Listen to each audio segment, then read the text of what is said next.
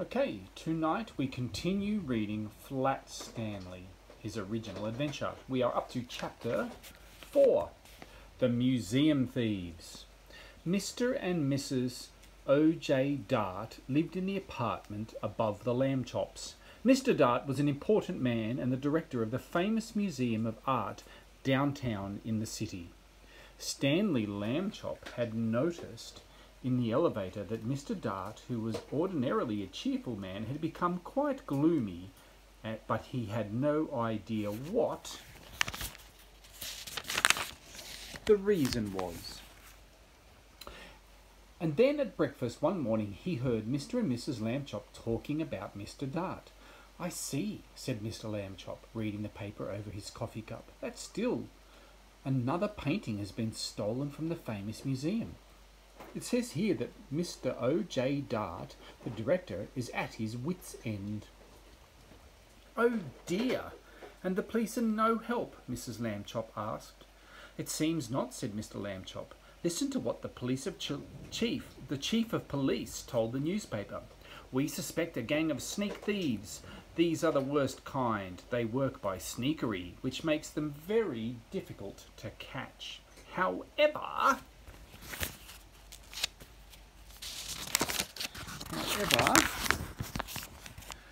my men and I will keep trying. Meanwhile, I hope people will buy tickets for the policeman's ball and not park their cars where signs say don't." The next morning, Stanley Lambchop heard Mr. Dart talking to his wife in the elevator. "These sneak thieves work at night," Mr. Dart said. "It is very hard for our guards to stay awake when they have been on duty all day. And the famous museum is so big we cannot guard every picture at the same time. I fear it is hopeless. Hopeless, hopeless." Suddenly, as if an electric light bulb had lit up in the air above his head, giving out little shooting lines of excitement, Stanley Lambchop had an idea. He told it to Mr. Dart.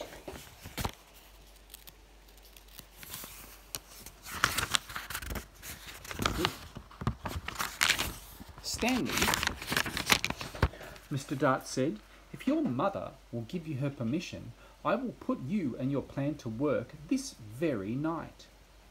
Mrs. Lambchop gave her permission. "But you will have to take a long nap this afternoon," she said. "I won't have you up till all hours unless you do." That evening, after a long nap, Stanley went with Mr. Dart to the famous museum.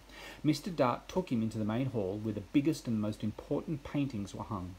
He pointed to a huge painting that showed a bearded man wearing a floppy velvet hat, playing a violin for a lady who lay on a couch. There was lightning and thunder. There was a half-man, half-horse person standing behind them, and 3 fat children with wings were flying around above. That, Mr. Dart explained, was the most expensive painting in the world. There was an empty picture frame on the opposite wall. We shall hear more about that later on. Mr. Dart took Stanley into his office and said, "It's time for you to put on your disguise." "I already thought of that," Stanley Lambchop said, "and I brought one. My cowboy suit. It has a red bandana that I can tie over my face. Nobody will recognize me in a million years." "No," Mr. Dart said, "you will have to wear the disguise I have chosen." From a closet he took a white dress with a blue sash, a pair of shiny little pointed shoes, a wide straw hat with a blue band that matched the sash, and a wig and a stick. The wig was made of blonde hair, long and done in ringlets. The stick was curved at the top, and it had a blue ribbon on it. "It's a shepherdess disguise," Mr. Dart said. "You will look like a painting that belongs in the main hall. We do not have cowboy pictures in the main hall." Stanley was so disgusted he could hardly speak. "I will look like a girl, that's what I will look like," he said. "I wish I had never had my idea." But he was a good sport, so he put on the disguise. Back in the main hall, Mr. Dart helped Stanley climb up into the empty picture frame. Stanley was able to stay in place because Mr. Dart had cleverly put 4 small spikes in the wall, one for each hand and foot. The frame was a perfect fit. Against the wall, Stanley looked just like a picture. "Except for one thing," Mr. Dart said. "Shepherdesses are supposed to look happy. They smile at their sheep and at the sky. You look fierce, not happy, Stanley.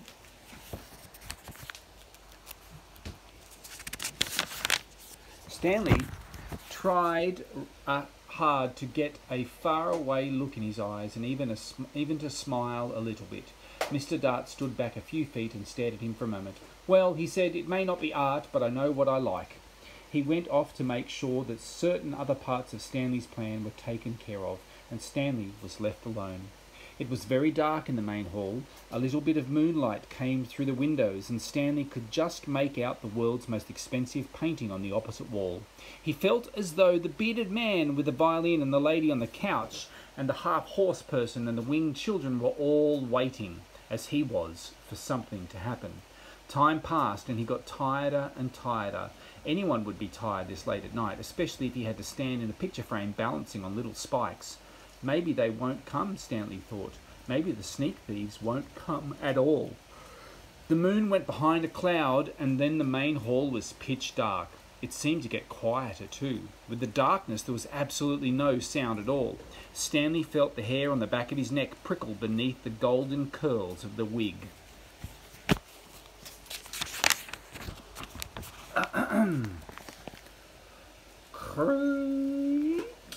The creaking sound came from right out in the middle of the main hall, and even as he heard it, Stanley saw in the same place a tiny yellow glow of light. The creaking came again, and the glow got bigger. A trap door had opened in the floor, and two men came up through it into the hall. Stanley understood everything all at once. These must be the sneak thieves. They had a secret trapdoor entrance into the museum from outside. That was why they had never been caught. And now, tonight, they were back in to steal the most expensive painting in the world. He held very still in his picture frame and listened to the sneak thieves. "This is it, Max," said the first one. "This is where we art robbers pull a sensational job whilst the civilised community sleeps." "Right, Luther," said the other man. "In all this great city there is no one to suspect us." "Ha ha," thought Stanley Lambchop. "That's what you think." What are we up to?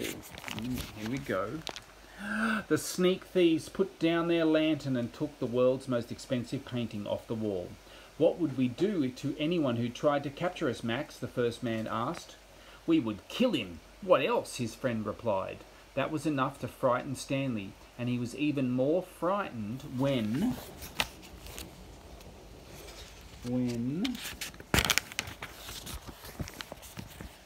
Luther came over and stared at him.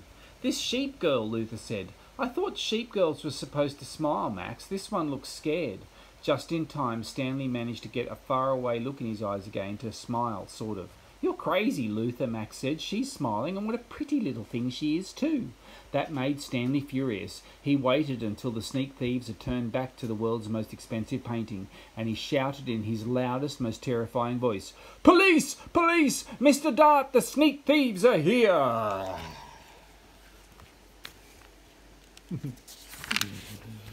The sneak thieves looked at each other. "Max," said the first one very quietly, "I think I heard the sheep girl yell." "I think I did too," said Max in a quivery voice. "Oh boy, yelling pictures. We both need a rest." "You'll get a rest all right," shouted Mr. Dart, rushing in with the chief of police and lots of guards and policemen behind him. "You'll get arrested, that's what, ha ha ha." The sneak thieves were too mixed up by Mr. Dart's joke and too frightened by the policemen to put up a fight. Before they knew it, they had been handcuffed and led away to jail. The next morning, in the office of the Chief of Police, Stanley Lambchop got a medal. The day after that, his picture was in all the papers.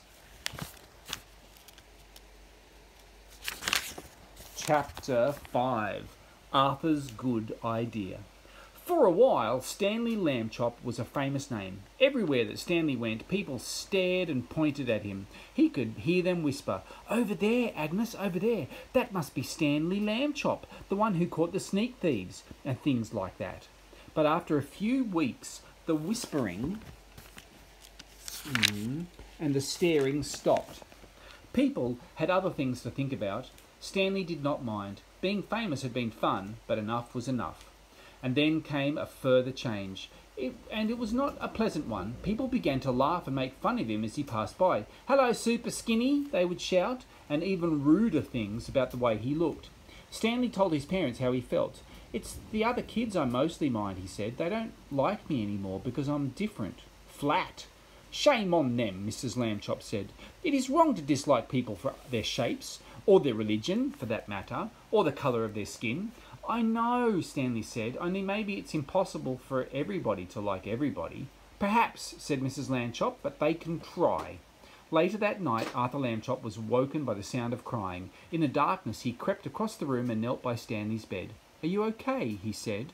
"Go away," Stanley said. "Don't be mad at me," Arthur said. "You're still mad because I let you get tangled the day you were my kite, I guess." "Skip it, will you?" Stanley said. I'm Stanley. What? What? I'm not mad. Go away." "Please, let's be friends." Arthur couldn't help crying a little too. "Oh, Stanley, please tell me what's wrong." Stanley waited for a long time before he spoke. "The thing is," he said, "I'm just not happy anymore. I'm tired of being flat. I want to be a regular shape again like other people, but I'll have to go on being flat forever. It makes me sick." "Oh, Stanley," Arthur said. He dried his tears on the corner of Stanley's sheet and could think of nothing more to say. "Don't talk about what I just said." "Don't talk about what I just said," Stanley told him. "I don't want the folks to worry. That would only make it worse." "You're brave," Arthur said. "You really are." He took hold of Stanley's hand. The two brothers sat together in the darkness, being friends.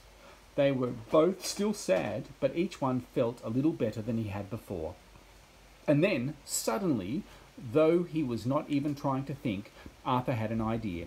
He jumped up and turned on the light and ran to the big storage box where toys and things were kept. He began to rummage in the box. Stanley sat up in bed to watch. Arthur flung aside a football and some lead soldiers and aeroplane models and lots of wooden blocks, and then he said, "Aha!" He had found what he wanted, an old bicycle pump. He held it up and Stanley and looked. He held it up, and Stanley and he looked at each other. "Okay," Stanley said at last, "but take it easy," and put the end of the long pump. He put the end of the long pump hose in his mouth and clamped his lips tightly about it so that no air could escape. "I'll go slowly," Arthur said. "If it hurts or anything, wiggle your hand at me." He began to pump. At first, nothing happened except that Stanley's cheeks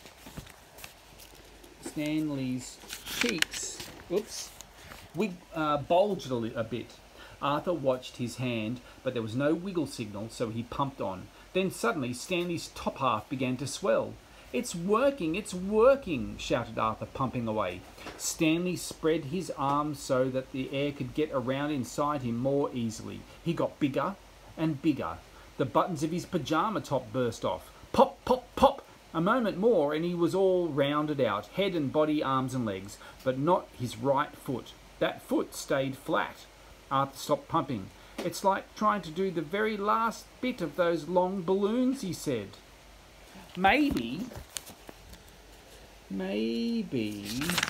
a shake would help." Stanley shook his right foot twice, and then with a little whooshing sound it swelled out to match the left one. There stood Stanley Lambchop as he used to be, as if he had never been flat at all. "Thank you, Arthur," Stanley said. "Thank you very much." The brothers were shaking hands when Mr. Lambchop strode into the room with Mrs. Lambchop right behind him. "We heard you," said Mr. Lambchop.